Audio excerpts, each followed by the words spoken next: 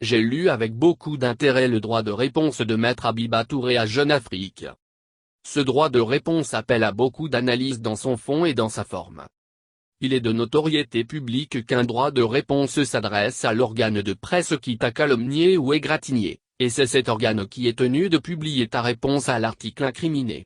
S'il ne le fait pas, la personne qui se sent diffamée peut tester en justice ou répondre dans un autre journal. Or nous constatons qu'Habiba Touré a préféré répondre à Ja sur les réseaux sociaux que de leur adresser son droit de réponse. Le constat est qu'elle ne répond pas à Ja sur les questions où son nom est mentionné, mais elle se lance dans une communication politique et conjugale.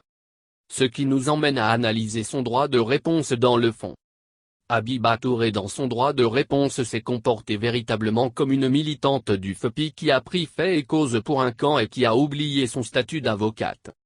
Elle évoque d'entrée deux sujets qui somme toute touchent à la vie du FPI. Lisez ce qui suit.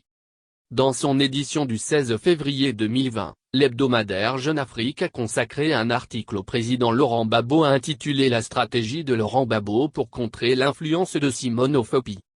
Outre le caractère parfaitement mensonger du titre de cet article, il est encore fait état de ce que le président Laurent Gbagbo aurait accepté que son ancien Premier ministre, M.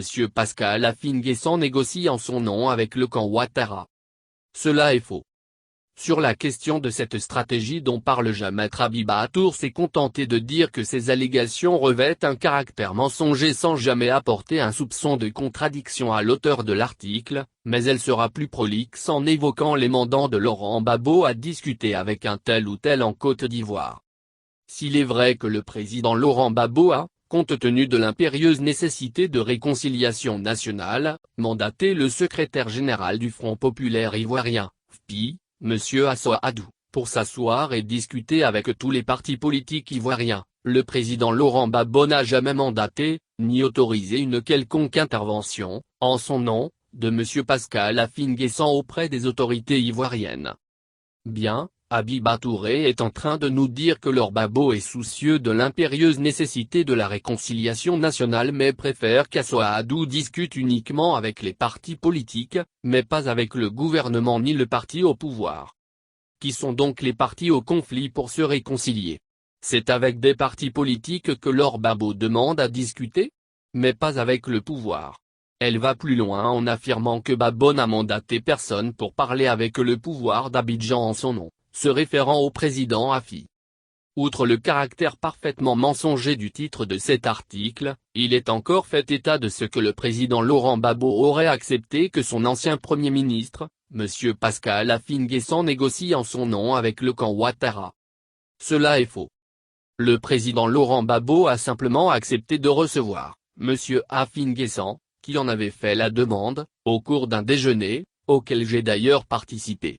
Lors de ce déjeuner, il n'y a eu qu'une causerie cordiale entre les différents participants, sans qu'aucun sujet d'ordre politique ne soit abordé.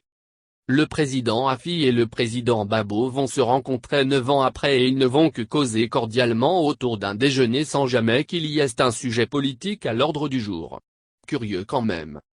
Il me plaît de rappeler à Habiba Touré que le président Gbagbo et Affi se sont rencontrés en tête à tête le 3 janvier 2020, personne n'y était, pas plus qu'elle, ce n'est que le 04 janvier qu'elle a assisté à la rencontre de convivialité entre Gbagbo et Affi où il n'y avait plus rien à dire, et il faut qu'elle sache que c'est pas devant elle que ces deux hommes vont traiter des questions essentielles pour le FPI et pour le pays. Le pire est qu'Affi n'a jamais dit qu'il est allé discuter avec le pouvoir à la demande de Gbagbo. De toute manière avant de rencontrer Gbagbo il discutait, il n'a jamais dévié de cette ligne. Ceci étant dit je crois savoir qu'Habiba Touré était l'avocate de Simone Gbagbo, à Abidjan, elle fut l'avocate de Michel Gbagbo à Paris contre Soro, elle en est où avec ses dossiers? Aujourd'hui elle se présente comme avocate de Gbagbo. Habiba fait ton travail mais quitte les sentiers battus de la politique, ça pardonne pas.